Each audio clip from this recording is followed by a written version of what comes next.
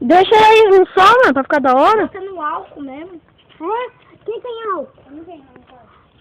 Se o Fê quisesse ir lá em casa catar...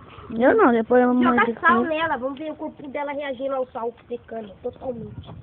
Depois nós pegamos sal e joga no brilho. Deixa aí, Yuri. Não. É só virar ela aqui, burro. Se jogar. Tá viva ainda. Pode ir tranquilo. Vai pro precipício, cobra. Não vou ficar aqui nessa ponta não. Do jeito que o Yuri é louco, ele joga essa cobra em mim. A cobra bate no meu peito, eu vou lá pra lá. Ô, cobra ninja. Vai, Yuri, joga ela lá no mato lá, vai morrer mesmo. Eu acho que você tem medo de cobra. Um gavião. Do gavião, tá fedendo. Né? Eu tá fedendo.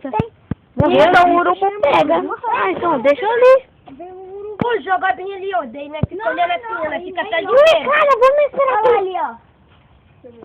Agora põe ali, mano. Mas vamos esperar. Por isso que ele tem uma visão Vamos super esperar boa. aquele passarinho lá que fica parando aí, vai. Então, vou deixar ele aqui no meio. Deixa. Deixa ele no mato. Aqui o cara vai virar, aqui um pedradinho.